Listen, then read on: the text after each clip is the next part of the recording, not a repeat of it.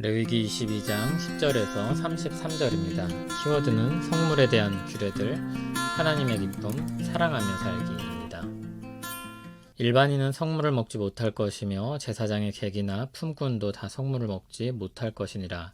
그러나 제사장이 그의 돈으로 어떤 사람을 샀으면 그는 그것을 먹을 것이며 그의 집에서 출생한 자도 그렇게 하여 그들이 제사장의 음식을 먹을 것이며 제사장의 딸이 일반인에게 출가하였으면 거제의 성물을 먹지 못하되 만일 그가 과부가 되든지 이혼을 당하든지 자식이 없이 그의 친정에 돌아와서 젊었을 때와 같으면 그는 그의 아버지 몫의 음식을 먹을 것이나 일반인은 먹지 못할 것이니라.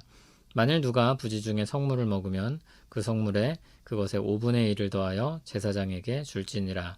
이스라엘 자손이 여호와께 드리는 성물을 그들은 속되게 하지 말지니 그들이 성물을 먹으면 그 죄로 인하여 형벌을 받게 할 것이니라. 나는 그 음식을 거룩하게 하는 여호와이니라. 여호와께서 모세에게 말씀하여 이르시되 아론과 그의 아들들과 이스라엘 온 족속에게 말하여 이르라.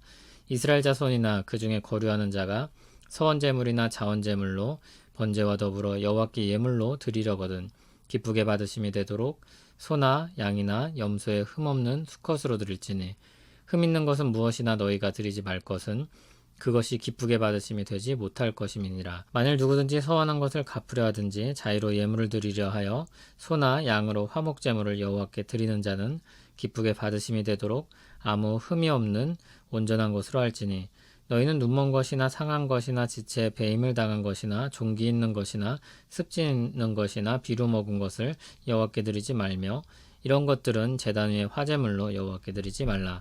소나 양의 지체가 더하거나 덜하거나 한 것은 너희가 자원제물로는 쓰려니와 서원제물로 드리면 기쁘게 받으심이 되지 못하리라. 너희는 고환이 상하였거나 치였거나 터졌거나 배임을 당한 것은 여호와께 드리지 말며 너희의 땅에서는 이런 일을 행하지도 말지며 너희는 외국인에게서도 이런 것을 받아 너희 하나님의 음식으로 드리지 말라. 이는 결점이 있고 흠이 있는 것인즉 너희를 위하여 기쁘게 받으심이 되지 못할 것임이니라. 여호와께서 모세에게 말씀하여 이르시되 수소나 양이나 염소가 나거든 이래 동안 그것의 어미와 같이 있게 하라. 여덟째 날 이후로는 여호와께 화제로 예물을 드리면 기쁘게 받으심이 되리라. 암소나 암양을 막론하고 어미와 새끼를 같은 날에 잡지 말지니라. 너희가 여호와께 감사제물을 드리려거든 너희가 기쁘게 받으심이 되도록 드릴지며 그 제물은 그날에 먹고 이튿날까지 두지 말라. 나는 여호와이니라. 너희는 내 계명을 지키며 행하라. 나는 여호와이니라. 너희는 내 성호를 속되게 하지 말라. 나는 이스라엘 자손 중에서 거룩하게 함을 받을 것이니라. 나는 너희를 거룩하게 하는 여호와요 너희의 하나님이 되려고 너희를 애굽 땅에서 인도하여 낸 자니 나는 여호와이니라. 아멘. 성물에 대한 규례가 나옵니다. 12절을 보면 이 성물이 무엇인지 밝히고 있는데 거제로 드려진 제물로서 제사장 몫으로 주어졌던 것을 가리킵니다. 기본적으로 제사장 가문이 아니라면 그 누구도 제사장 몫으로 돌려진 음식을 먹을 수 없습니다. 그런데 제사장이 자신의 집을 위해 고용한 사람이나 또는 그 집안에서 태어난 사람들은 허용되었습니다. 12절 13절에 출가한 딸의 경우가 나옵니다. 출가한 딸은 소속이 달라졌기 때문에 금지됩니다. 그러나 그가 과부가 되거나 이혼을 당하거나 다시 집으로 돌아왔을 때면 먹을 수 있게 되었습니다. 다시 아버지께 속한 사람이 되었기 때문입니다. 14절에는 부지 중에 먹은 사람의 경우가 나옵니다. 이때는 고의성이 없기 때문에 5분의 1을 더해 배상을 하면 되었습니다. 이것은 속건제 규례에 해당합니다. 15절 16절은 주어가 누구를 가리키는지 불분명합니다. 바로 앞에 나온 부지 중에 먹은 사람을 가리킨다면 배상해야 될 책임에 대한 내용이 형벌에 해당합니다.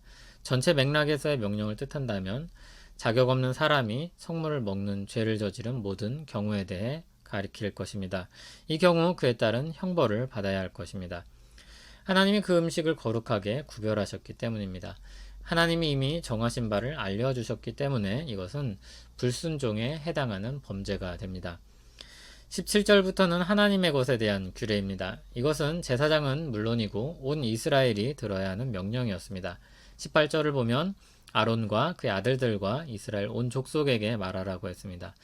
이스라엘 자손이나 그들 가운데 거류하는 사람이 서원제물이나 자원제물로 번제와 함께 예물로 드리거든 소나 양이나 염소로 드릴 수 있었습니다. 그런데 흠이 없는 수컷으로 드려야 한다 했습니다. 하나님이 이것을 기쁘게 받으십니다. 거룩하신 하나님께 완전한 것을 드려야 하는 것입니다. 이것은 하나님의 존재가 거룩하기 때문에 요구되는 조건입니다. 27절, 28절엔 독특한 내용이 나옵니다. 갓 태어난 새끼를 드리려고 할 경우 제사를 드리기 전에 일주일 동안 자기 어미와 같이 있게 한 것입니다. 그리고 어미와 새끼를 같은 날에 잡지 않도록 했습니다. 이것은 동물에 대한 배려이기도 하고 사람들의 정서와 관련된 문제이기도 합니다. 어차피 중국을 동물이기 때문에 잔혹하게 아무렇게나 대하지 않게 하셨습니다. 이것은 그것을 창조하시고 아끼시는 하나님의 마음이 반영된 것이기도 합니다. 비록 그것들을 제물로 드리게 되었지만 그것은 하나님이 아끼시는 것들입니다. 요나서에는 하나님이 니느웨에 대해 말씀하시길 거기에 가축도 많이 있으며 하나님이 그것들을 아끼신다고 했습니다. 그렇기 때문에 하나님 백성은 기본적으로 생명을 존중하는 태도를 지녀야 하는 것입니다. 29절 30절은 감사제물을 드릴 때의 규례입니다. 감사제물은 그날 먹도록 규정했습니다. 화목제에 해당합니다. 31절에서 33절은 전체를 마무리하면서 하나님의 거룩한 이름을 속되게 하지 말라고 했습니다. 하나님은 이스라엘 통해서 거룩함을 나타내길 원하십니다. 그것을 위해서 애굽에서 그들을 건져내신 것입니다. 오늘 말씀을 보면 하나님이 기쁘게 받으신다는 말이 반복됩니다. 제물에 대해 가장 중요하고 큰 기준입니다. 하나님이 기쁘게 받으시는 것입니다. 우리가 볼 때 좋아 보이는 것이 아니라 하나님이 기준이십니다. 거룩하신 하나님은 흠없는 제물을 기뻐하십니다.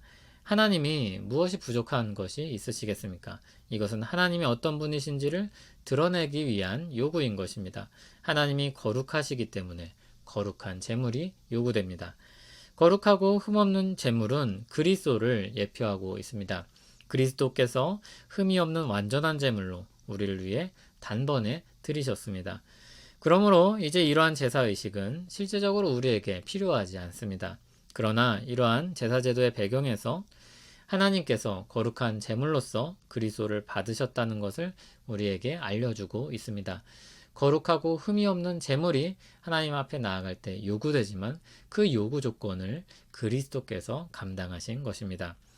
하나님은 가장 좋은 것을 통해 우리에게 하나님 백성이 될 자격을 주셨습니다. 흠없고 점없는 어린 양 같은 그리스도의 보배로운 피로 우리가 구원을 얻었다 했습니다. 그리스도의 희생제사로 말미암아 우리는 하나님께 받아들여집니다. 우리는 그리스도와 신비하게 연합되어서 그와 한 존재로 여겨집니다. 그리스도의 죽음 안에서 우리는 그리스도와 함께 죽은 자로 여겨집니다. 우리 죄는 거기서 마땅히 형벌을 다 받은 것으로 간주됩니다. 그리고 우리는 거룩하고 흠없는 자로 여겨지며 그리스도와 함께 새 삶을 살게 됩니다. 우리는 그렇게 그리스도 안에서 하나님이 기쁘시게 받으시는 사람들이 됩니다. 더 나은 사람이 되려고 애쓸 것이 없습니다. 하나님은 그리스도 안에 있는 우리를 흠없고 점없는 깨끗하고 온전한 사람들로 바라보십니다.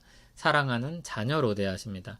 우리가 더 나은 사람이 되려고 애쓴다면 그렇게 큰 은혜를 받은 사람들로서 큰 사랑을 받은 사람으로서 사랑으로 반응하기 위한 것이어야 할 것입니다. 우리를 향한 하나님의 사랑에 사랑으로 반응하기 위해서 더 나은 사람이 되기 위해 애쓸 수 있는 것입니다.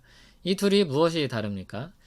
더 나은 사람이 되지 못한다고 해서 우리는 버려지거나 외면당하지 않는다는 것입니다. 그리스도 안에서 우리는 받아들여진 사람들입니다. 이것을 결코 잊어서는 안 됩니다. 그 기초 위에 사랑받는 자녀로서 하나님을 사랑하는 표현으로서 더 나아지기 위해서 노력할 수 있는 것입니다. 우리 노력의 가치는 바로 그런 데 있는 것입니다. 하나님이 그것을 기뻐하십니다. 하나님의 기쁨이 되기 위한 조건은 무엇입니까? 첫째, 그리스도 안에 있는 것입니다. 둘째, 하나님의 말씀에 순종하는 것입니다. 하나님께 사랑받는 사람들로서 하나님을 사랑하며 그 복된 관계를 이어가는 우리 되기를 소원합니다. 하나님께 큰 은혜와 사랑을 받았습니다. 우리도 주님을 사랑하기 원합니다. 우리가 주님께 무엇을 드릴 것이 있겠습니까? 그리스도 안에서 우리를 받아주심에 감사하며 우리 모든 것을 주님께 올려드립니다. 우리를 받아 주시옵소서. 예수님 이름으로 기도합니다. 아멘.